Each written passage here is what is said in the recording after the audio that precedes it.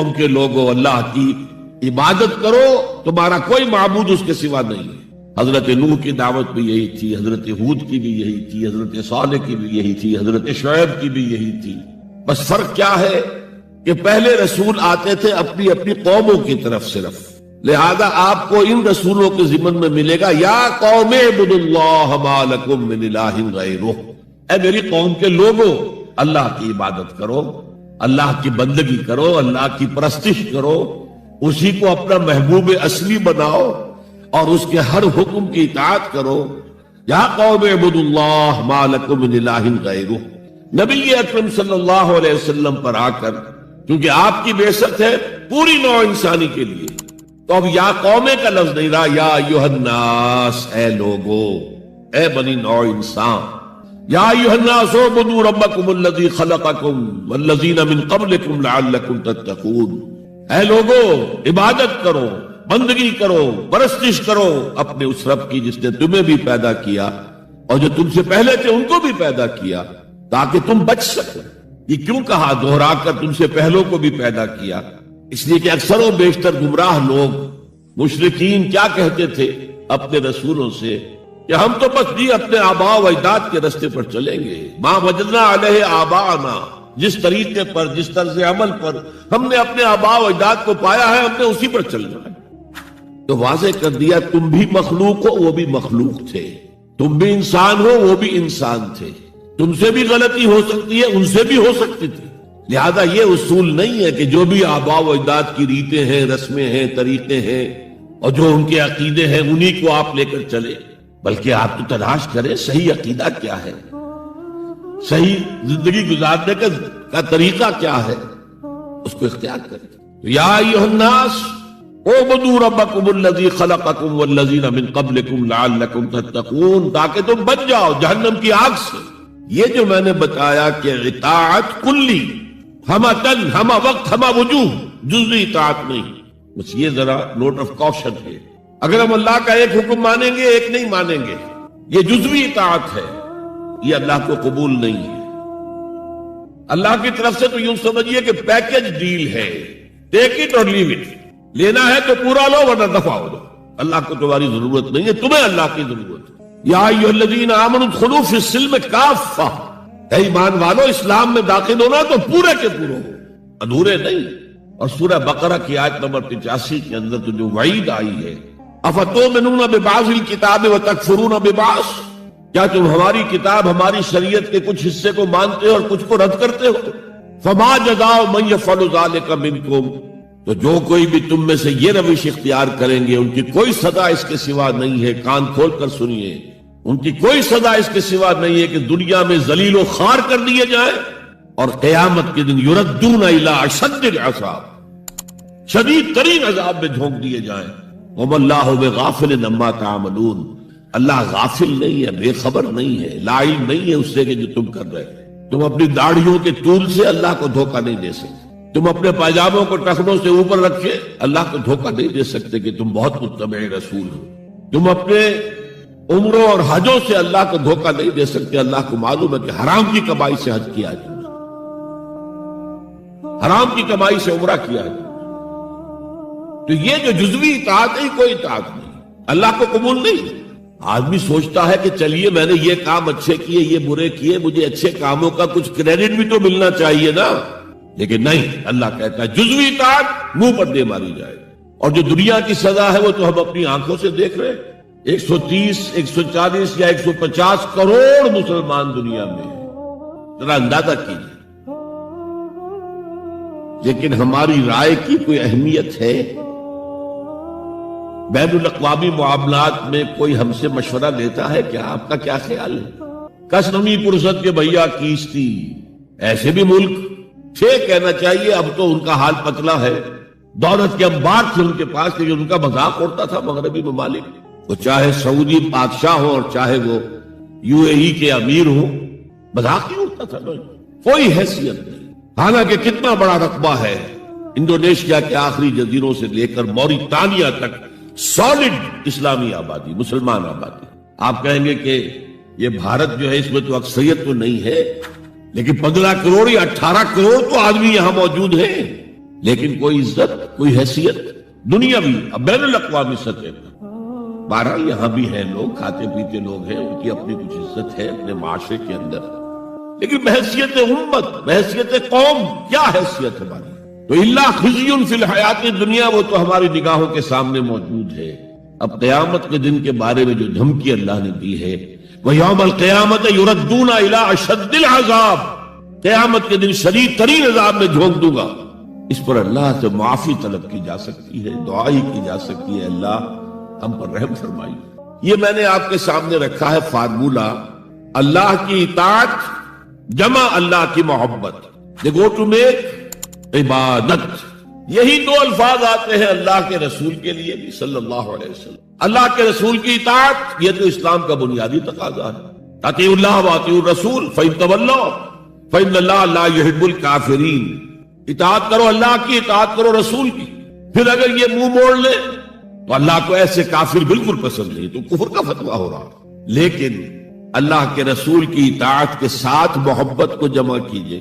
میں نے ابھی آپ کو حدیث سنائی ہے، حضور نے فرمایا لا یؤمن احدکم حتی اکون احب الیہ من والدہ وولدہ والناس اجمعین۔ تم میں سے کوئی شخص مومن ہو ہی نہیں سکتا جب تک کہ میں اسے محبوب تر نہ ہو جاؤں، اپنے باپ سے، اپنے بیٹے سے اور تمام انسانوں سے۔ تو اللہ کے رسول کی اطاعت جمع اس کی محبت۔ اس محبت کے ضمن میں ایک واقعہ یاد آیا جس سے اندازہ ہوگا کہ کس قدر اپنائیت تھی، کتنا قرب تھا حضور کے اور حضرت عمر فاروق رضی اللہ تعالیٰ عنہ کے مابین۔ ایک مرتبہ حضور دریافت کرتے ہیں حضرت عمر سے، عمر تمہیں مجھ سے کتنی محبت ہے؟ اب آپ سوچئے، ذرا سا بھی مغایرت کا باریک سا پردہ بھی اگر کہیں ہو تو کیا یہ سوال کیا جا سکتا ہے؟ تو انتہائی قریبی شخص سے ہی کیا جائے گا، تمہیں مجھ سے کتنی محبت ہے؟ عرض کیا آپ مجھے دنیا کے ہر انسان سے بڑھ کر عزیز ہیں۔ فرمایا اور اپنی جان سے؟ اب ذرا سا توقف کیا حضرت عمر نے، الان ہاں اب میں یہ بھی کہتا ہوں کہ آپ مجھے میری جان سے زیادہ عزیز ہیں۔ تو حضور نے فرمایا اب آئے ہو مقام مطلوب پر۔ تو رسول کی اطاعت جمع محبت، اس کا نام ہے اتباع، پیروی کرنا۔ فرق کیا ہے؟ اطاعت کی جاتی ہے حکم کی، اور پیروی کی جاتی کسی کے نقش قدم کی، چاہے اس نے حکم دیا ہو چاہے نہ دیا ہو، جو وہ کرتا ہو کرنا۔ یہ ہے اتباع۔ یہ اطاعت سے بہت بلند شے ہو گئی۔ مثال کے طور پر یہ چھوٹی چھوٹی مثالیں، اصل اتباع کیا ہے وہ میں بعد میں عرض کروں گا۔ کوئی ایک صحابی بدو باہر سے آئے، ایک ہی دفعہ حضور کو دیکھا، حضور اس وقت اس حالت میں تھے کہ آپ کے بٹن جو ہے کھلے ہوئے تھے گریبان کے۔ انہوں نے پھر ساری عمر اپنے گریبان کے بٹن نہیں لگائے۔ میں نے اللہ کے رسول کو اس حال میں دیکھا ہے، میں تو ان کی پیروی کروں گا، حضور نے کوئی حکم تو نہیں دیا۔ تو یہ جو محبت، شدید محبت کے تحت جو بات آئے گی اس کا نام اتباع ہے، اور اس اتباع کا مقام کیا ہے وہ آیت میں سنا چکا ہوں آپ کو۔ قل ان کنتم تحبون اللہ فاتبعونی یحببکم اللہ۔ اے نبی ان سے کہہ دیجئے اگر تم اللہ سے محبت کرتے ہو تو میرا اتباع کرو، میرے نقش قدم پر چلو، میری پیروی کرو، اللہ تم سے محبت کرے گا، تم اللہ کے محب نہیں محبوب بن جاؤ گے۔ اور اگر کہیں کوئی لغزش ہو گئی، کوئی خطا ہو گئی، کہیں جذبات کے رو میں بہہ کر کوئی گناہ کر بیٹھے تو اللہ معاف فرما دے گا۔ اللہ بڑا غفور ہے، اللہ بڑا رحیم ہے۔ مطلب یہ کہ راستہ تم نے یہ طے کر لیا ہو کہ چلنا مجھے محمد کے پیچھے ہے صلی اللہ علیہ وسلم۔ اب چلتے چلتے کبھی پاؤں پھسل گیا، کہیں گر گئے، کوئی بات نہیں، اٹھو فوراً، توبہ کرو اور آگے بڑھو۔ تو خطا اگر ہوتی جائے گی، کہیں لغزش ہو جائے، کہیں چلتے چلتے پاؤں پھسل جائے کیچڑ میں، یا کوئی کیلے کا چھلکا آ گیا پاؤں تلے، گر گئے، کوئی حرج نہیں، اٹھو دوبارہ، لیکن نقش قدم جو ہے محمد کا صلی اللہ علیہ وسلم اس پر چلنا۔ یہ اس اتباع کا ذکر آیا ہے سورہ اعراف کی ان آیات میں۔ آپ کو معلوم ہے کہ حضرت موسیٰ علیہ السلام کو جب تورات پر طلب کیا گیا تو کوہ طور پر تورات دینے کے لیے، تو پہلے 30 دن کے لیے بلایا تھا، پھر 10 دن کا اور اضافہ کر دیا گیا، 40 دن ہو گئے۔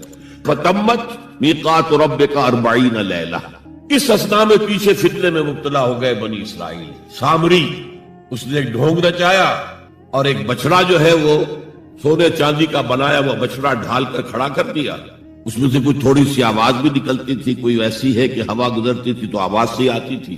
کہا یہ ہے تمہارا الہ۔ یہ تو موسیٰ تو بھول گیا کہاں گیا ہے، کوہ طور کے اوپر کس خدا سے ملنے گیا ہے، خدا تو یہ ہے۔ اور بنی اسرائیل کے بہت سے لوگ اس فریب میں آ گئے اور بچڑے کی پوجا کرنے لگے۔ اب جب حضرت موسیٰ آئے، اور آپ کو معلوم ہے حضرت موسیٰ کا مزاج جلالی تھا، وہ پتھر کی تختیاں لے کر آئے تھے کہ جن پر کوہ طور پر اللہ تعالیٰ نے اپنے احکام عشرہ جو ہیں، 10 کمانڈمنٹس مشہور، وہ کندہ کر کے آپ کو دیے تھے، وہ ہاتھ میں لے کر آئے۔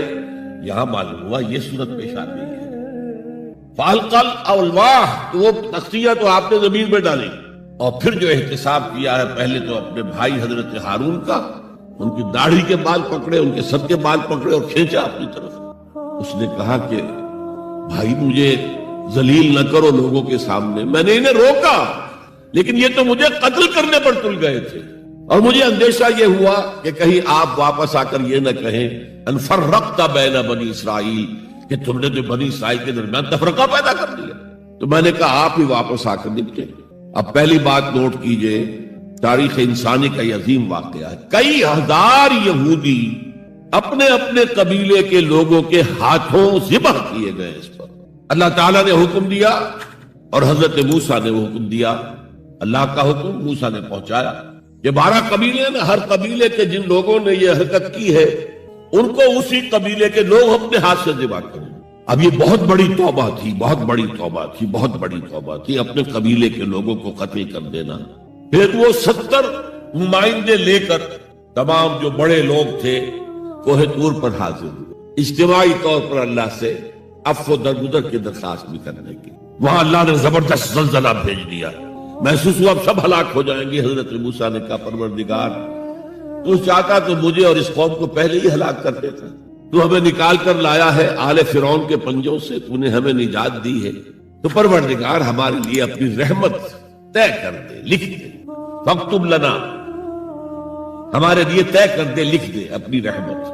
اس پر فرمایا اللہ نے دیکھو موسیٰ میری ایک رحمت تو عام ہے، وسعت کل شیء، رحمتی وسعت کل شیء، ہر شے کے ساتھ، اور ایک میری خاص رحمت ہے، وہ میں لکھ دوں گا، طے کر کے رکھ دوں گا، للذین یتبعون الرسول النبی الامی، ان لوگوں کے لیے جو میرے رسول نبی امی پر ایمان لائیں گے اور ان کا اتباع کریں گے۔ یہاں بھی لفظ اتباع آیا، اور اس میں پھر حضور صلی اللہ علیہ وسلم کی کچھ شان بیان ہوئی ہے، بات لمبی ہو جائے گی۔ اور پھر فرمایا یہ گویا کہ اتباع کی تفسیر آ رہی ہے۔ اتباع کا مطلب کیا ہے؟ فالذین آمنوا بہ وعزروہ ونصروہ واتبعوا النور الذی انزل معہ اولئک هم المفلحون۔ تو جو لوگ ان پر ایمان لائیں گے اور جو ان کی تعظیم کریں گے اور جو ان کی نصرت کریں گے، مدد کریں گے، اور جو اس نور کی پیروی کریں گے جو ان کے ساتھ نازل کیا جائے گا، تو وہی ہوں گے مفلحون، وہ ہوں گے کامیاب ہونے والے، فلاح یافتہ لوگ وہ ہوں گے جو یہ 4 رشتے ہمارے اس رسول نبی امی کے ساتھ پختگی کے ساتھ قائم کر لیں۔ یہ 4 رشتے کیا ہیں؟ اتباع رسول کا تقاضا اول تو ان 4 الفاظ کے حوالے سے سمجھیے، پھر ذرا ایک دوسرے انداز میں بھی بیان کروں گا۔ فالذین آمنوا بہ، پہلا قدم ایمان، لیکن ایمان کے سمجھ لیجئے اچھی طرح 2 درجے ہیں۔ آپ میں سے بہت سے حضرات کو مجھے توقع ہے ایمان مجمل، ایمان مفصل یاد ہوں گے۔ ایمان مجمل کیا ہے؟ آمنت باللہ کما ہوا باسمائہ و صفاتہ و قبلت جمیع احکامہ اقرار باللسان و تصدیق بالقلب۔ پہلا درجہ ہے اقرار باللسان، اشہد ان لا الہ الا اللہ و اشہد ان محمد رسول اللہ۔ کوئی ہو، ہندو ہو، سکھ ہو، پارسی ہو، عیسائی ہو، یہودی ہو، یہ کلمہ پڑھے اور وہ مسلمان ہو گیا۔ اقرار باللسان پر ہمارا دنیا میں مسلمان سمجھا جانا موقوف ہے، لیکن اصل ایمان یہ نہیں ہے۔ اصل ایمان ہے تصدیق بالقلب، دل میں یقین۔ جب تک دل کا یقین نہ ہو ایمان نہیں ہے۔ منافقین جو تھے مدینے کے، نمازیں بھی پڑھتے تھے، حضور کی اقتداء میں پڑھتے تھے، اور جو رئیس المنافقین تھا عبداللہ ابن ابی ابن سلول، وہ تو پہلے صف میں ہوتا تھا، اور جب حضور خطبہ دیتے تھے جمعے کا تو پہلے خود کھڑا ہوتا تھا اپنی اہمیت ظاہر کرنے کے لیے۔ دیکھو لوگو، یہ اللہ کے رسول ہیں، ان کی بات پوری توجہ سے سنو. یہ صرف اپنی چودراہٹ کے اظہار کے لیے کہ میں بڑی شے ہوں، اس لیے کہ وہ خزرج کا بڑا سردار تھا. اوس اور خزرج کے 2 عرب قبیلے تھے مدینے میں، جن میں سے کہ خزرج کا قبیلہ بڑا تھا، اوس کا چھوٹا تھا. اور خزرج کا سردار یہ عبداللہ ابن ابی تھا، اور اس کے بارے میں یہ طے ہو چکا تھا کہ اسے ہم اپنا بادشاہ بنا لیں گے. چنانچہ سونے کا تاج تیار ہو چکا تھا، ابھی تاج پوشی صرف باقی تھی کہ حضور تشریف لے آئے ہجرت فرما کر. بے تاج بادشاہ آ گیا صلی اللہ علیہ وسلم. لہذا اس کے سارے خواب جو ہے وہ منتشر ہو گئے. لہذا پہلے دن سے پکا منافق ایمان لایا، اگرچہ وہ بھی ذرا دیر سے لایا، غزوہ بدر کے بعد لایا. پہلے اس نے سوچا تھا ابھی تیل دیکھو، تیل کی دھار دیکھو. وہ تیل کی دھار جو نظر آئی غزوہ بدر میں کہ 313 نے 1000 کو شکست دی. اور یہ نہتے تھے، تلواریں بھی سب کے پاس نہیں تھی، کچھ لوگوں کے پاس تلواریں تھیں. اور وہ 1000 کیل کانٹے سے لیس ہو کر مکے سے آئے تھے. 70 بڑے بڑے سردار ان کے مارے گئے، عین میدان میں چھیت رہے، اور 70 جو ہے ان کے قیدی بن گئے. تب اس نے کہا کہ ٹھیک ہے اب تو ایمان لے آنا چاہیے، کیونکہ یہ تو معلوم ہوتا بڑی طاقت ہے. بہرحال سب سے پہلے میں کہہ رہا تھا کہ ایمان، لیکن ایمان دل سے. قرآن مجید نے کیا کہا ان منافقین کے بارے میں؟ اذا جاءك المنافقون قالوا نشهد انك لرسول اللہ. اے میری قوم کے لوگو، اللہ کی عبادت کرو، تمہارا کوئی معبود اس کے سوا نہیں ہے. حضرت نوح کی دعوت بھی یہی تھی، حضرت ہود کی بھی یہی تھی، حضرت صالح کی بھی یہی تھی، حضرت شعیب کی بھی یہی تھی. بس فرق کیا ہے کہ پہلے رسول آتے تھے اپنی اپنی قوموں کی طرف صرف. لہذا آپ کو ان رسولوں کے ضمن میں ملے گا یا قوم اعبدوا اللہ ما لکم من الہ غیرہ. اے میری قوم کے لوگوں، اللہ کی عبادت کرو، اللہ کی بندگی کرو، اللہ کی پرستش کرو، اسی کو اپنا محبوب اصلی بناؤ اور اس کے ہر حکم کی اطاعت کرو. یا قوم اعبدوا اللہ ما لکم من الہ غیرہ. نبی اکرم صلی اللہ علیہ وسلم پر آ کر، کیونکہ آپ کی بعثت ہے پوری نوع انسانی کے لیے، تو اب یا قومے کا لفظ نہیں رہا، یا ایھا الناس، اے لوگو، اے بنی نوع انسان. یا ایھا الناس اعبدوا ربکم الذی خلقکم والذین من قبلکم لعلکم تتقون. اے لوگو، عبادت کرو، بندگی کرو، پرستش کرو اپنے اس رب کی جس نے تمہیں بھی پیدا کیا اور جو تم سے پہلے تھے ان کو بھی پیدا کیا، تاکہ تم بچ سکو. یہ کیوں کہا دہرا کر تم سے پہلوں کو بھی پیدا کیا؟ اس لیے کہ اکثر و بیشتر گمراہ لوگ، مشرکین کیا کہتے تھے اپنے رسولوں سے کہ ہم تو بس بھی اپنے آباء و اجداد کے راستے پر چلیں گے. ما وجدنا علیہ آباءنا، جس طریقے پر، جس طرز عمل پر ہم نے اپنے آباء و اجداد کو پایا ہے ہم نے اسی پر چلنا ہے. تو واضح کر دیا تم بھی مخلوق ہو، وہ بھی مخلوق تھے. تم بھی انسان ہو، وہ بھی انسان تھے. تم سے بھی غلطی ہو سکتی ہے، ان سے بھی ہو سکتی تھی.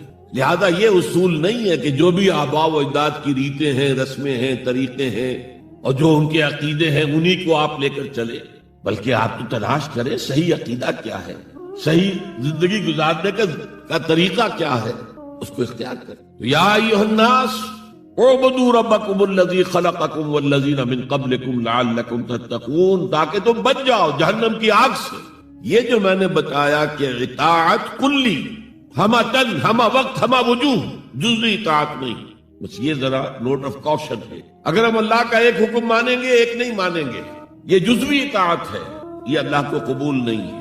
اللہ کی طرف سے تو یوں سمجھیے کہ پیکج ڈیل ہے، ٹیک اٹ اور لیو اٹ. لینا ہے تو پورا لو ورنہ دفع ہو دو. اللہ کو تمہاری ضرورت نہیں ہے، تمہیں اللہ کی ضرورت. یا ایھا الذین آمنوا ادخلوا فی السلم کافہ، اے ایمان والو اسلام میں داخل ہونا تو پورے کے پورے ہو، ادھورے نہیں. اور سورہ بقرہ کی آیت نمبر 85 کے اندر تو جو وعید آئی ہے، افتؤمنون ببعض الکتاب وتکفرون ببعض، کیا تم ہماری کتاب، ہماری شریعت کے کچھ حصے کو مانتے ہو اور کچھ کو رد کرتے ہو؟ فما جزاء من یفعل ذلک منکم، تو جو کوئی بھی تم میں سے یہ روش اختیار کریں گے ان کی کوئی سزا اس کے سوا نہیں ہے. کان کھول کر سنیے، ان کی کوئی سزا اس کے سوا نہیں ہے کہ دنیا میں ذلیل و خوار کر دیے جائیں اور قیامت کے دن یردون الی اشد العذاب، شدید ترین عذاب میں جھونک دیے جائیں. وما اللہ بغافل عما تعملون، اللہ غافل نہیں ہے، بے خبر نہیں ہے، لا علم نہیں ہے اس سے کہ جو تم کر رہے. تم اپنی داڑھیوں کے طول سے اللہ کو دھوکہ نہیں دے سکتے. تم اپنے پائجاموں کو ٹخنوں سے اوپر رکھے اللہ کو دھوکہ نہیں دے سکتے کہ تم بہت متبع رسول ہو. تم اپنے عمروں اور حجوں سے اللہ کو دھوکہ نہیں دے سکتے. اللہ کو معلوم ہے کہ حرام کی کمائی سے حج کیا ہے, حرام کی کمائی سے عمرہ کیا ہے. تو یہ جو جزوی اطاعت ہے کوئی اطاعت نہیں, اللہ کو قبول نہیں. آدمی سوچتا ہے کہ چلیے میں نے یہ کام اچھے کیے, یہ برے کیے, مجھے اچھے کاموں کا کچھ کریڈٹ بھی تو ملنا چاہیے نا. لیکن نہیں, اللہ کہتا ہے جزوی اطاعت منہ پر دے ماری جائے. اور جو دنیا کی سزا ہے وہ تو ہم اپنی آنکھوں سے دیکھ رہے ہیں. 130, 140 یا 150 کروڑ مسلمان دنیا میں ہیں, ذرا اندازہ کیجیے. لیکن ہماری رائے کی کوئی اہمیت ہے؟ بین الاقوامی معاملات میں کوئی ہم سے مشورہ لیتا ہے کیا؟ آپ کا کیا خیال ہے؟ کس نمی پرست کے بھیا کیستی, ایسے بھی ملک تھے کہنا چاہیے, اب تو ان کا حال پتلا ہے. دولت کے انبار تھے ان کے پاس, لیکن ان کا مذاق اڑتا تھا مغربی ممالک. وہ چاہے سعودی بادشاہ ہو اور چاہے وہ UAE کے امیر ہو, مذاق ہی اڑتا تھا, کوئی حیثیت نہیں. حالانکہ کتنا بڑا رقبہ ہے انڈونیشیا کے آخری جزیروں سے لے کر موریتانیہ تک, سالڈ اسلامی آبادی, مسلمان آبادی. آپ کہیں گے کہ یہ بھارت جو ہے اس میں تو اکثریت تو نہیں ہے, لیکن 15 کروڑ یا 18 کروڑ تو آدمی یہاں موجود ہیں, لیکن کوئی عزت, کوئی حیثیت دنیاوی بین الاقوامی سطح. بہرحال یہاں بھی ہیں لوگ, کھاتے پیتے لوگ ہیں, ان کی اپنی کچھ عزت ہے اپنے معاشرے کے اندر, لیکن بحیثیت امت, بحیثیت قوم کیا حیثیت ہماری؟ تو اللہ خزی فی الحیات دنیا, وہ تو ہماری نگاہوں کے سامنے موجود ہے. اب قیامت کے دن کے بارے میں جو دھمکی اللہ نے دی ہے, وَيَوْمَ الْقِيَامَةِ يُرَدُّونَ إِلَىٰ أَشَدِّ الْعَذَابِ, قیامت کے دن شدید ترین عذاب میں جھونک دوں گا. اس پر اللہ سے معافی طلب کی جا سکتی ہے, دعا ہی کی جا سکتی ہے, اللہ ہم پر رحم فرمائیے. یہ میں نے آپ کے سامنے رکھا ہے فارمولہ, اللہ کی اطاعت جمع اللہ کی محبت. they go to make عبادت. یہی دو الفاظ آتے ہیں اللہ کے رسول کے لیے بھی صلی اللہ علیہ وسلم. اللہ کے رسول کی اطاعت یہ تو اسلام کا بنیادی تقاضا ہے. اطیعوا اللہ واطیعوا الرسول فإن تولوا فإن اللہ لا يحب الکافرین. اطاعت کرو اللہ کی, اطاعت کرو رسول کی. پھر اگر یہ منہ موڑ لے تو اللہ کو ایسے کافر بالکل پسند نہیں, تو کفر کا فتویٰ ہو رہا. لیکن اللہ کے رسول کی اطاعت کے ساتھ محبت کو جمع کیجئے. میں نے ابھی آپ کو حدیث سنائی ہے, حضور نے فرمایا لا یؤمن احدکم حتی اکون احب الیہ من والدہ وولدہ والناس اجمعین. تم میں سے کوئی شخص مومن ہو ہی نہیں سکتا جب تک کہ میں اسے محبوب تر نہ ہو جاؤں, اپنے باپ سے, اپنے بیٹے سے اور تمام انسانوں سے. تو اللہ کے رسول کی اطاعت جمع اس کی محبت. اس محبت کے ضمن میں ایک واقعہ یاد آیا جس سے اندازہ ہوگا کہ کس قدر اپنائیت تھی, کتنا قرب تھا حضور کے اور حضرت عمر فاروق رضی اللہ تعالیٰ عنہ کے مابین. ایک مرتبہ حضور دریافت کرتے ہیں حضرت عمر سے, عمر تمہیں مجھ سے کتنی محبت ہے؟ اب آپ سوچئے, ذرا سا بھی مغایرت کا باریک سا پردہ بھی اگر کہیں ہو تو کیا یہ سوال کیا جا سکتا ہے؟ تو انتہائی قریبی شخص سے ہی کیا جائے گا, تمہیں مجھ سے کتنی محبت ہے؟ عرض کیا آپ مجھے دنیا کے ہر انسان سے بڑھ کر عزیز. فرمایا اور اپنی جان سے؟ اب ذرا سا توقف کیا حضرت عمر نے, الان ہاں اب میں یہ بھی کہتا ہوں کہ آپ مجھے میری جان سے زیادہ عزیز. تو حضور نے فرمایا اب آئے ہو مقام مطلوب پر.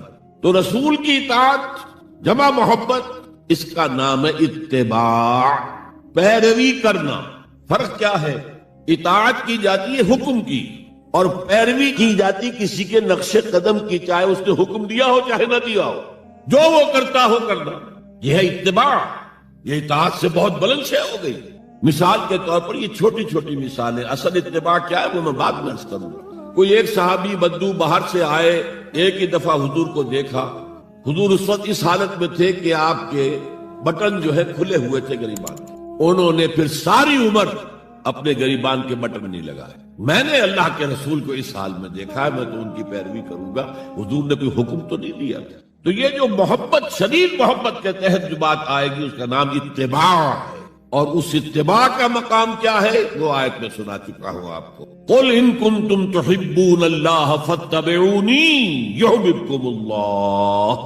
اے نبی ان سے کہہ دیجئے اگر تم اللہ سے محبت کرتے ہو تو میرا اتباع کرو, میرے نقش قدم پر چلو, میری پیروی کرو. اللہ تم سے محبت کرے گا, تم اللہ کے محب نہیں محبوب بن جاؤ.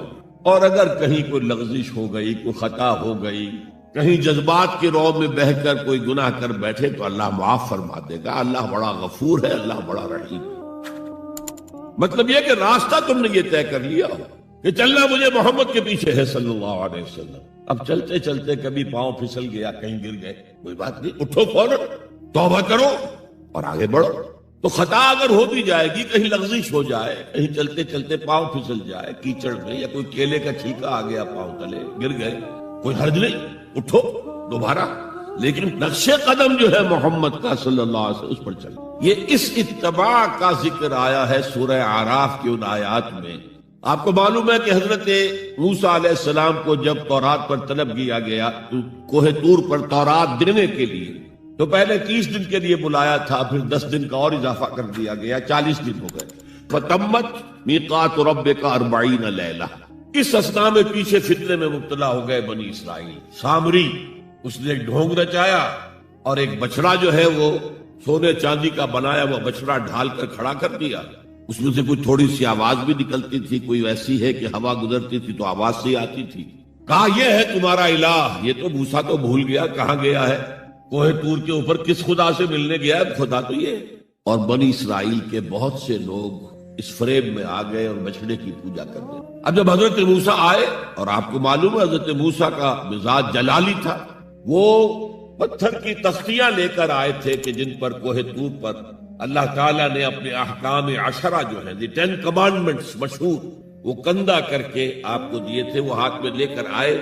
یہاں معلوم ہوا یہ صورت پیش آ گئی. فَأَلْقَى الْأَلْوَاحَ، وہ تختیاں تو آپ نے زمین میں ڈالی، اور پھر جو احتساب کیا ہے، پہلے تو اپنے بھائی حضرت ہارون کا، ان کی داڑھی کے بال پکڑے، ان کے سر کے بال پکڑے اور کھینچا اپنی طرف. اس نے کہا کہ بھائی مجھے ذلیل نہ کرو لوگوں کے سامنے، میں نے انہیں روکا لیکن یہ تو مجھے قتل کرنے پر تل گئے تھے. اور مجھے اندیشہ یہ ہوا کہ کہیں آپ واپس آ کر یہ نہ کہیں ان فرقت بین بنی اسرائیل، کہ تم نے جو بنی اسرائیل کے درمیان تفرقہ پیدا کر دیا. تو میں نے کہا آپ ہی واپس آ کر نپٹے. اب پہلی بات نوٹ کیجئے، تاریخ انسانی کا یہ عظیم واقعہ ہے. کئی ہزار یہودی اپنے اپنے قبیلے کے لوگوں کے ہاتھوں ذبح کیے گئے. اللہ تعالیٰ نے حکم دیا اور حضرت موسیٰ نے وہ حکم دیا.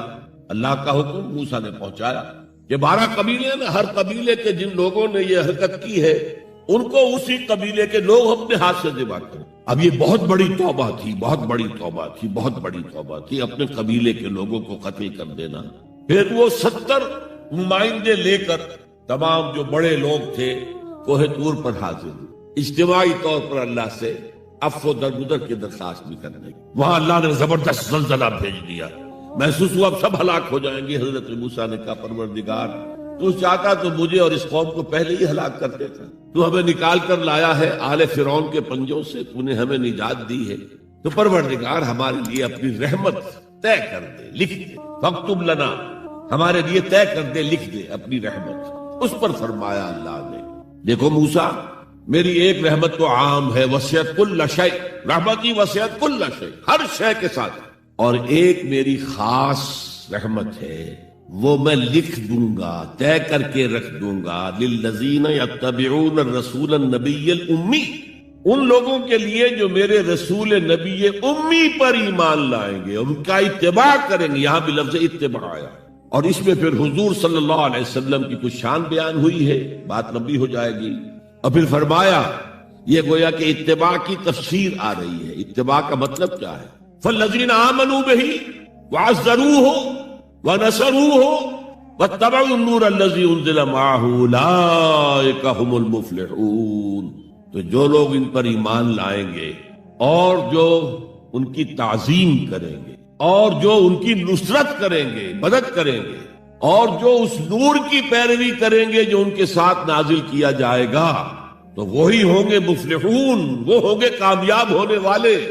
فلاح یافتہ لوگ وہ ہوں گے جو یہ 4 رشتے ہمارے اس رسول نبی امی کے ساتھ پختگی کے ساتھ قائم کریں. یہ 4 رشتے کیا ہیں؟ اتباع رسول کا تقاضا اول تو ان 4 الفاظ کے حوالے سے سمجھیے، پھر ذرا ایک دوسرے انداز میں بھی بیان کریں. فالذین آمنوا بہ، پہلا قدم ایمان.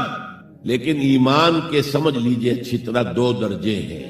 آپ میں سے بہت سے حضرات کو مجھے توقع ہے ایمان مجمل، ایمان مفصل یاد ہوں گے. ایمان مجمل کیا ہے؟ آمنت باللہ کما ہوا باسمائہ وصفاتہ وقبلت جمیع احکامہ اقرار باللسان وتصدیق بالقلب. پہلا درجہ ہے اقرار باللسان، اشہد ان لا الہ الا اللہ و اشہد ان محمد رسول اللہ. کوئی ہو، ہندو ہو، سکھ ہو، پارسی ہو، عیسائی ہو، یہودی ہو، یہ کلمہ پڑھے اور وہ مسلمان ہو گیا. اقرار باللسان پر ہمارا دنیا میں مسلمان سمجھا جانا موقوف ہے، لیکن اصل ایمان یہ نہیں ہے. اصل ایمان ہے تصدیق بالقلب، دل میں یقین. جب تک دل کا یقین نہ ہو ایمان نہیں ہے. منافقین جو تھے مدینے کے، نمازیں بھی پڑھتے تھے، حضور کے اقتداء میں پڑھتے تھے، اور جو رئیس المنافقین تھا عبداللہ ابن ابی ابن سلول، وہ تو پہلے صف میں ہوتا تھا، اور جب حضور خطبہ دیتے تھے جمعے کا تو پہلے خود کھڑا ہوتا تھا اپنی اہمیت ظاہر کرنے کے لیے. دیکھو لوگوں، یہ اللہ کے رسول ہیں، ان کی بات پوری توجہ سے سنو. یہ صرف اپنی چودراہٹ کے اظہار کے لیے کہ میں بڑی شے ہوں، اس لیے کہ وہ خزرج کا بڑا سردار تھا. اوس اور خزرج کے 2 عرب قبیلے تھے مدینے میں، جن میں سے کہ خزرج کا قبیلہ بڑا تھا، اوس کا چھوٹا تھا، اور خزرج کا سردار یہ عبداللہ ابن ابی تھا. اور اس کے بارے میں یہ طے ہو چکا تھا کہ اسے ہم اپنا بادشاہ بنا لیں گے. چنانچہ سونے کا تاج تیار ہو چکا تھا، ابھی تاج پوشی صرف باقی تھی کہ حضور تشریف لے آئے ہجرت فرما کر. بے تاج بادشاہ آ گیا صلی اللہ علیہ وسلم. لہذا اس کے سارے خواب جو ہیں وہ منتشر ہو گئے. لہذا پہلے دن سے پکا منافق ایمان لایا، اگرچہ وہ بھی ذرا دیر سے لایا، غزوہ بدر کے بعد لایا. پہلے اس نے سوچا تھا ابھی تیل دیکھو، تیل کی دھار دیکھو. وہ تیل کی دھار جو نظر آئی غزوہ بدر میں کہ 313 نے 1000 کو شکست دی. اور یہ نہتے تھے، تلواریں بھی سب کے پاس نہیں تھی، کچھ لوگوں کے پاس تلواریں تھیں، اور وہ 1000 کیل کانٹے سے لیس ہو کر مکے سے آئے تھے. 70 بڑے بڑے سردار ان کے مارے گئے، عین میدان میں کھیت رہے، اور 70 جو ہے ان کے قیدی بن گئے. تب اس نے کہا کہ ٹھیک ہے، اب تو ایمان لے آنا چاہیے، کیونکہ یہ تو معلوم ہوتا بڑی طاقت ہے. بہرحال سب سے پہلے میں کہہ رہا تھا کہ ایمان، لیکن ایمان دل سے. قرآن مجید نے کیا کہا ان منافقین کے بارے میں؟ اذا جاءک المنافقون قالوا نشهد انک لرسول اللہ. سورہ منافقون ہے کہ نہیں 28ویں پارے میں. اے نبی، جب آپ کے پاس منافق آتے ہیں وہ کہتے ہیں ہم گواہ ہیں، ہم گواہی دیتے ہیں کہ آپ اللہ کے رسول ہیں. اور اس پر اللہ کا تبصرہ دیکھیے، واللہ یعلم انک لرسول، اور اللہ خوب جانتا ہے کہ آپ ان کے رسول ہیں اس کے. اب میں ذرا ترجمہ کیا کرتا ہوں، اللہ سے بڑھ کر کس کو معلوم ہے کہ آپ اللہ کے رسول ہیں. لیکن واللہ یشہد ان المنافقین لکاذبون، اللہ گواہی دیتا یہ منافق جھوٹے.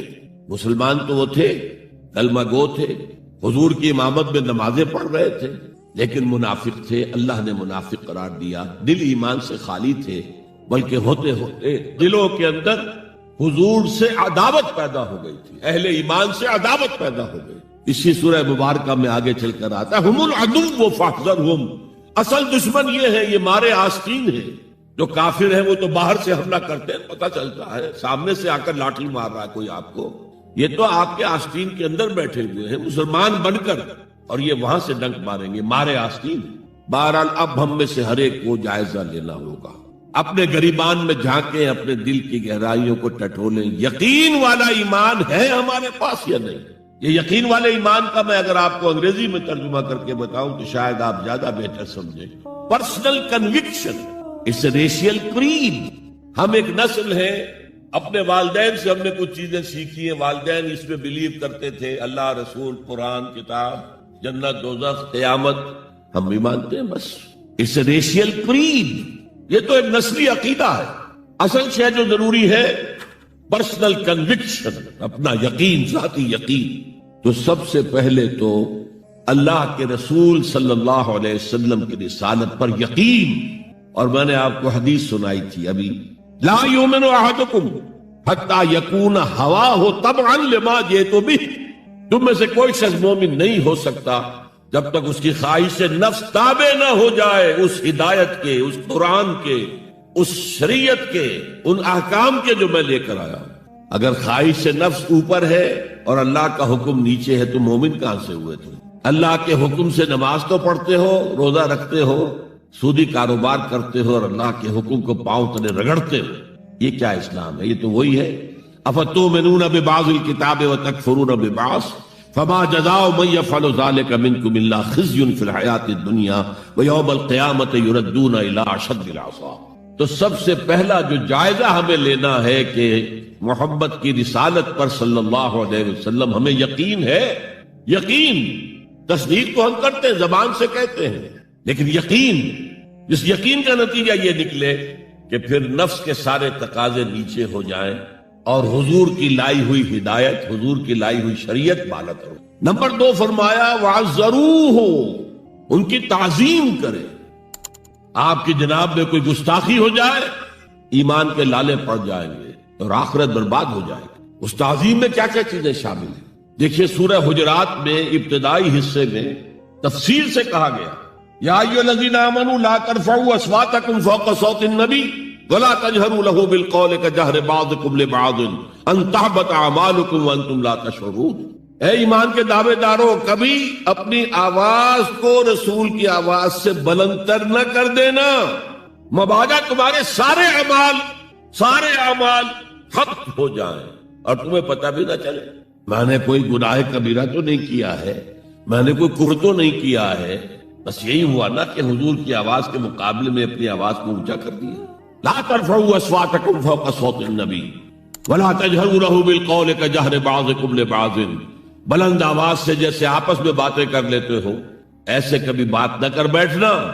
ان تحبط اعمالکم، کہ تمہارے سارے اعمال حبط ہو جائیں، اکارت چلے جائیں، ختم ہو جائیں۔ وانتم لا تعلمون، تمہیں احساس بھی نہ ہو کہ ساری پونجی لٹ گئی۔ اس آیت کا ہم پر اطلاق کیسے ہوگا؟ کبھی سوچا؟ صحابہ کرام تو یقیناً اس کے مخاطب اول تھے، ہم پر کیسے تھا؟ اگر ہماری گفتگو ہو رہی ہو، بحث ہو رہی ہو، میں کچھ کہہ رہا ہوں، آپ کچھ کہہ رہے ہیں، لیکن کوئی کہہ دے حضور نے یوں فرمایا ہے، فوراً چپ ہو جاؤ۔ اب اگر کہا نہیں میرا خیال یہ، اب گویا کہ یہ حضور کی آواز سے آپ نے اپنی آواز اونچی، اپنا فکر، اپنا فلسفہ، اپنا فہم، اپنی سوچ، اپنی عقل۔ ہاں بعد میں تحقیق کر لو، یہ جو کہا تھا کہ حضور نے فرمایا بھی ہے کہ نہیں ہے، حدیث صحیح ہے کہ نہیں ہے، مستند ہے کہ نہیں ہے، لیکن اس وقت آواز بند کر لینا لازم ہوگا کہ اس کے بعد اقول نہیں کہہ سکتا میں یہ کہتا ہوں۔ اس کا تو مطلب یہ کہ آپ بد مقابل بن کر رسول کے آ رہے ہیں۔ تو لا ترفعوا اصواتکم فوق صوت النبی ولا تجهروا له بالقول كجهر بعضكم لبعض ان تحبط اعمالكم وانتم لا تشعرون۔ صحابہ کے بارے میں آپ نے سنا ہوگا کہ حضور کی محفل میں ایسے بیٹھے ہوتے تھے ساکت و صامت، جیسے کہ ان کے سروں پر پرندے بیٹھے ہوئے ہیں اور انہیں اندیشہ ہے کہ ذرا سا بھی ہلیں گے تو پرندہ اڑ جائے گا۔ اس قدر ادب حضور صحابہ سے سوال کرتے تھے، اور یہ آپ کا طریقہ تھا تعلیم کا کہ پہلے ایک سوال سامنے لایا جائے تاکہ ان کا ذہن کھلے، سوچیں خود بھی۔ یہ تعلیم کا بہترین طریقہ ہے۔ اس کے بعد ہوتا کیا تھا؟ جواب نہیں دیتے تھے، اللہ و رسولہ عالم، اللہ اور اس کا رسول بہتر جانتے۔ پھر اگر دوبارہ آپ پوچھتے تھے تو جو بھی سمجھ میں آتا تھا کہتے تھے۔ مجھے یاد آ رہی ہے ایک حدیث، اور اچھا ہے کہ وہ آپ سن لیں، اس لیے کہ عام شکایت یہ ہے کہ مذہبی لوگ معاملات میں اچھے نہیں ہوتے۔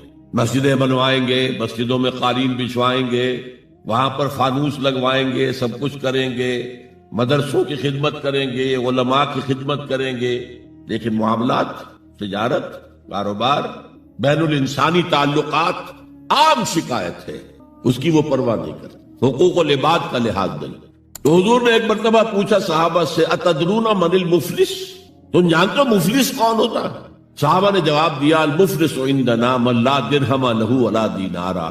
حضور ہم اس شخص کو مفلس سمجھتے ہیں جس کے پاس درہم و دینار نہیں ہے۔ ہم کہیں گے روپیہ پیسہ نہیں ہے، فرمایا نہیں، میری امت کا مفلس وہ ہوگا جو بہت سی نمازیں لے کر آئے گا، بہت سے روزے لے کر آئے گا، بہت سے حج لے کر آئے گا، بہت سے عمرے لے کر آئے گا، لیکن اس کے ساتھ ہی قد شتم ھذا، فلاں شخص کو گالی دی تھی، واکل مال ھذا، فلاں شخص کا مال کھا لیا تھا، فلاں شخص پر تہمت لگائی تھی۔ اب وہ سارے دعوے دار آ جائیں گے، اللہ اس نے میرے ساتھ یہ کیا، ٹھیک ہے بھائی اس کی نمازیں تم لے جاؤ، اور تو کچھ ہے نہیں، کوئی کرنسی تو ہے نہیں وہاں، نہ ڈالر ہے نہ یورو ہے، کچھ بھی نہیں، اعمال کی کرنسی ہے، نیکی تم لے جاؤ۔ کوئی اور دعوے دار آیا، روزہ وہ لے گیا، اس کے پاس کچھ نہیں رہا۔ دعوے دار اب بھی باقی ہیں، اب ان کے گناہ جو ہے اس کے حساب میں پڑنے شروع ہو جائے گا، یہاں تک کہ دوسروں کے گناہوں کے بوجھ تلے دب کر وہ جہنم میں جھونک دیا۔ یہ مفلس۔ تو یہ انداز تھا حضور کا سمجھانے کا، پڑھانے کا، فطری طریقے تعلیم۔ تو فالذین آمنوا بہ وعزروہ، تو وہ لوگ جو ایمان لائے ان پر اور جنہوں نے ان کی تعظیم کا حق ادا کیا، وَنَصَرُوهُ، یہ آئی ہے اب سخت بات، اور ان کی مدد کی۔ مدد کس کام میں؟ حضور اتنے غیور تھے کہ ذاتی کام میں کوئی مدد آپ کسی سے نہیں مانگتے تھے۔ سیرت کی کتابوں میں آتا ہے کہ اگر آپ سواری پر ہوتے تھے اور آپ کا کوڑا نیچے گر جاتا تھا تو کسی سے یہ نہیں کہتے تھے کہ اٹھا کر ذرا مجھے پکڑا دو، آپ سواری سے اترتے تھے، اپنا کوڑا خود اٹھاتے۔ اور اس ضمن میں بھی سیرت النبی کا ایک واقعہ مجھے یاد آ رہا ہے، وہ میں آپ کو سنا دوں۔ جب ہجرت مدینہ کی اجازت آ گئی تھی عام لوگوں کے لیے، عام مسلمانوں کے لیے، چلے جاؤ جاؤ سب جاؤ مدینہ کی طرف، لیکن رسول اپنی جگہ نہیں چھوڑ سکتا وداؤٹ ایکسپریس پرمیشن آف اللہ، تو حضور کے لیے ابھی اجازت نہیں آئی۔ جو یار غار تھے حضرت ابوبکر صدیق، وہ پوچھتے تھے حضور اجازت آ گئی؟ نہیں ابھی نہیں آئی۔ حضور اجازت آ گئی؟ نہیں ابھی نہیں آئی۔ حضرت عائشہ فرماتی ہیں کہ ایک روز دوپہر کے وقت حضور چلے آ رہے تھے، ہم حیران ہوئے۔ عربوں میں یہ آج بھی ان کی تہذیب جو ہے وہ یہ ہے کہ ظہر عصر کے درمیان نہ کسی سے ملنا، نہ کسی کے ہاں جانا، نہ وزٹ کرنا، دکانیں بھی بند اور قیلولہ کرتے ہیں، یہ ان کی تہذیب کا حصہ ہے۔ تو ہم حیران ہوئے، آپ نے اپنے سر کو ڈھانپا ہوا تھا کپڑے سے اور آپ تشریف لائے اور آ کر آپ نے خوشخبری دی حضرت ابوبکر کو کہ ہجرت کی اجازت آ گئی۔ اب اس پر حضرت ابوبکر کو بڑی خوشی ہوئی، بڑے احساس مسرت کے ساتھ عرض کرتے ہیں حضور میں نے 2 اونٹنیاں تیار کر رکھی ہیں، خوب کھلا پلا کے انہیں فرما کیا ہوا ہے، تکڑا کیا ہوا ہے۔ حضور تھوڑا سا توقف کر کے فرماتے ہیں ٹھیک ہے لیکن 1 اونٹنی کی قیمت میں ادا کروں گا۔ حضرت ابوبکر رو پڑے، حضور مجھ سے بھی یہ مغایرت کہ میری اونٹنی کی بھی آپ قیمت دینا چاہتے؟ تو نصرت جو ہے اس کے بارے میں جان لیجئے کہ یہ تو حضور کا جو مشن تھا اس میں مدد، کوئی ذاتی اپنے کسی کام کے لیے آپ نے کبھی کسی سے مدد طلب نہیں کی۔ جو مشن اللہ نے ڈال دیا تھا کندھے پر، هو الذی ارسل رسولہ بالہدی ودین الحق لیظہرہ علی الدین کلہ ولو کرہ المشرکون، وہی تو ہے اللہ جس نے بھیجا ہے اپنے رسول محمد کو صلی اللہ علیہ وسلم الہدا دے کر، قرآن حکیم دے کر اور دین حق دے کر۔ صرف قرآن نہیں، دین حق۔ جو عربی سے واقف ہیں کچھ لوگ وہ سوچتے ہوں گے جو واو جو آیا ہے درمیان میں، یہ واو تفصیلی ہے، یہ واو عطف ہے۔ اگر یہ واو عطف ہے تو مغایرت ہو جائے گی، الہدا کچھ اور ہے، دین حق کچھ اور ہے، مغایرت لازم ہے معطوف اور معطوف علیہ کے اندر۔ وہ مغایرت کیا ہے؟ صرف قرآن پر کوئی نظام نہیں بن سکتا، نظام بنتا ہے جب قرآن پر سنت رسول کا اضافہ کیا جائے۔ لہذا دین حق صرف قرآن نہیں ہے، قرآن بما سنت رسول صلی اللہ علیہ وسلم اب نظام بنتا ہے۔ جیسے قرآن میں کتنی دفعہ کہا اقیموا الصلاۃ اقیموا الصلاۃ اقیموا الصلاۃ الذین یقیمون الصلاۃ، کتنی مرتبہ۔ لیکن کیا نماز کا کوئی نظام بن سکتا ہے قرآن کی بنیاد پر؟ کیا یہ نماز کے 5 اوقات معین ہو سکتے ہیں یقین کے ساتھ؟ اشارات تو ہیں، لیکن یہ کہ کیا یقین کے ساتھ 5 کا یہ معاملہ؟ یہ تو معلوم ہے کہ قیام بھی ہے، رکوع بھی ہے، سجود بھی ہے، ترتیب کیا ہے؟ یہ کسی قرآن مجید کی آیت سے ثابت ہوگا؟ پھر ہر رکعت میں رکوع 1 ہے، سجدے 2 ہیں، کیوں؟ یا تو سجدہ بھی ہو یا رکوع بھی 2 ہو، لاکھ اختلاف ہو جاتے۔ یہ جو 1450 برس ہو گئے، کہیں پریڈ ٹوٹتی ہے؟ اگر یہ ہوتا کسی کے نزدیک رکوع بھی 2 ہے تو ایک رکوع کے بعد دوسرا رکوع کرتا، باقی لوگ گئے ہوتے سجدے کے اندر، ٹوٹ گئی نا پریڈ۔ اور کسی کی رائے یہ ہوتی کہ سجدہ بھی ایک ہی ہے تو وہ ایک سجدہ کر کے کھڑا ہو جاتا، دوسرے ابھی دوسرا سجدہ کر رہے ہیں، تو وہ کہہ سکتا تھا کہ یہ ناداں گر گئے سجدے میں جب وقت قیام آیا، اب تو وقت قیام آ چکا تھا۔ ہے ایسا اختلاف کوئی؟ سن 62 میں پہلی مرتبہ جب حج پر گیا ہوں تو سب سے بڑا تاثر میرا یہی تھا کہ 1400 برس ہو گئے ہیں اور امت کتنے وسیع علاقے میں پھیلی ہے، ہر نسل کے لوگ اس میں آئے ہیں، ہر رنگ کے لوگ آئے ہیں، ہر جغرافیائی پس منظر کے لوگ آئے ہیں، ہر تاریخی پس منظر کے لوگ آئے ہیں، لیکن یہ نماز میں تو کوئی فرق نماز تو... لیکن اس کے علاوہ معین شخص ہوگا دجال، یہ معین شخص جو دجال ہوگا اس کے بارے میں بھی ایک تو بالکل متفق علیہ چیزیں ہیں۔ نمبر 1 کہ وہ شخص ہے، قطعی ہے، یقینی ہے، اس کا حلیہ بھی حضور صلی اللہ علیہ وسلم نے احادیث کے اندر بیان کیا۔ دوسری بات یہ کہ اس کے ہاتھ میں قوانین قدرت، گویا کہ تسخیر کائنات، گویا کہ نقطۂ عروج کو پہنچ چکی، تمام اختیارات الہی تقریباً اس کے ہاتھ میں آ چکے۔ جو بڑے سے بڑے معجزے اللہ تعالیٰ نے نبیوں کو دیے ہیں وہ معجزے کر کے دکھائے گا، وہ مردہ کو زندہ کرے گا، मुर्दा लोगों की अफवाहों को लेकर आएगा, उनकी रूहों को, अगरचे झूठी रूहें होंगी, वो शयातीन जिन होंगे जो उनका भेष बदल कर आएंगे, लेकिन ये कि वो लोगों से कलाम करेंगे। ये स्पिरिचुअलिज्म जो अपनी इंतहा को पहुंचा हुआ है यूरोप में और मगरिब में, ये दर हकीकत उसी का एक मजहर है। वो खुले बेयाबान को कहेगा, जहां बिल्कुल टटियल जो है वो सेहरा था, गुलो गुलजार कर देगा जब चाहेगा, जहां चाहेगा बारिश बरसाए। फासला उसके लिए बेमानी होगा, उसकी सवारी वो होगी कि जिसके दोनों कानों के दरमियान फासला 80 हाथ का होगा। ये सारे जो आज आपकी टेक्नोलॉजी की जो इंतहा जा रही है और जिधर जा रही है, इसको अच्छी तरह समझिए। आज से 100 साल पहले शायद इंसान इन चीजों का तस्वुर न कर सकता। वो कोई सवारी ऐसी भी हो सकती है जिसके दो कानों के दरमियान का फासला जो है वो 80 हाथ का होगा। आपके ये सारे जेट्स जो है वो क्या है, इनके रडार जो लगे हुए हैं, दोनों कान, उसका एक कदम अगर मदीने में होगा तो दूसरा बैतुल मक़दिस में होगा, उसकी आवाज पूरी दुनिया में सुनी जाएगी। सुनी जा रही है कि नहीं? ये सारी कुदरत, सारी कुव्वतें, तस्खीर कायनात कुल्लियतन एक आदमी को चीर कर दो टुकड़े करेगा, दोनों टुकड़ों को अलहदा करेगा, उनके दरमियान चलेगा और फिर उन दोनों को जोड़ेगा और खड़ा करेगा। अहादीस में ऐसा ही सर्जरी जिधर जा रही है वो जब नहीं कि वहां तक आदमी पहुंच, फ्रीज करके तो यह मामला हो ही सकता है, लेकिन ये कि अभी अगला और कदम क्या हो कुछ नहीं कह सकते। ये चीजें तो है मुत्तफ़क़ुन अलैह। अलबत्ता कुछ मामलात के अंदर अहादीस में कुछ इख्तिलाफ पाया जाता है और ये मुश्किलातुल हदीस में, और मैं भी चूंकि इस मसले में अब तक भी इसी दर्जे में, अभी कतईयत के साथ में कोई बात नहीं कह पा रहा हूं, लेकिन अब चूंकि गुमाने गालिब के दर्जे में एक राय तक पहुंच चुका हूं, इसलिए मैंने आज इस बात को आप तक पहुंचाने के लिए ये उन्वान इख्तियार किया। इसलिए कि हदीस में जो आती है तफासीर, उससे मालूम होता है कि ये दज्जाल दो दलील करेगा। या तो वो दो दलील करने वाले दो दज्जाल अलहदा है, या ये दोनों दलील करने वाला शख्स एक ही है। बस ये मसला है कि जो आज तक मुझसे हल नहीं हुआ था, अब तक कहना चाहिए, आज तक नहीं। और ये इसमें उलमा से भी गुफ्तगू हुई है, और जिन लोगों ने इस खूब मौजूआत पर अपना वक्त लगाया है उनसे भी गुफ्तगू हुई है, तो वो भी इस मसले को हल करने से ताहाल कासिर रहे। लेकिन ये कि अब मेरी राय ये है कि ये दो शख्स अलहदा अलहदा, वल्लाहु आलम। लेकिन एक राय तक मैं पहुंच चुका हूं, इसलिए वो राय आपके सामने रख रहा हूं, और आपके जरिए से वो आगे भी फैलेगी, तो अहले इल्म के साथ जो है इस मामले के अंदर तबादला ख्यालात की नौबत आएगी इंशाअल्लाह। लेकिन ये कि इसमें ये बात कतई और यकीनी है कि इस तरह का एक शख्स पैदा होगा। अलबत्ता ये कि आया वो दो होंगे, दो मुख्तलिफ औकात में, या एक ही होगा एक ही वक्त में, सिर्फ इसमें इख्तिलाफ। मेरे नजदीक वो दो होंगे। एक वो शख्स जो झूठा मसीह होने का दावा करे, अल मसीहुद दज्जाल, जैसे हुजूर ने फरमाया मेरी उम्मत में 30 दज्जाल उठेंगे जो नबी का दावा करेंगे, जिनमें से 5-6 तो हुजूर के अपने जमाने में और आपसे मुत्तसिल उठ खड़े हुए थे।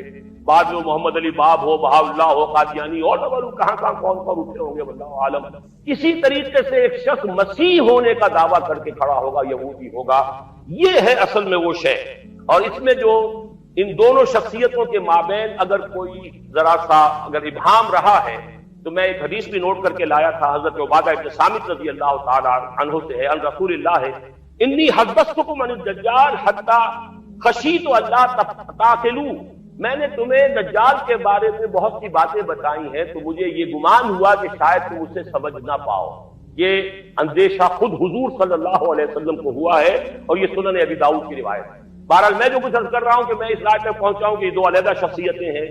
एक तो ये है कि एक मसीहुद दज्जाल खड़ा होगा ये एक दावा करके कि मैं मसीह, क्योंकि इसका जमाना बिल्कुल करीब आ चुका है, इसलिए मैं आपको उसके बारे में खबरदार करूं। दूसरा जो मसीह जिसकी शख्सियत मसीह दज्जाल की आती है, दज्जाल अकबर में सिर्फ इशारा करूंगा, फिर कभी इंशाअल्लाह इस मौजू पर तफसील से गुफ्तगू होगी।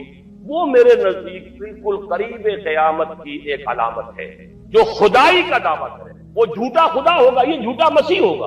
अल मसीहुद दज्जाल, अद दज्जालुल अकबर वो होगा कि जो क़यामत के बिल्कुल करीब की 3 निशानियां हैं। जबकि वो आ जाएंगी तो हदीस में आता है कि उसके बाद किसी शख्स के ईमान लाने का, तौबा करने का फायदा नहीं होगा।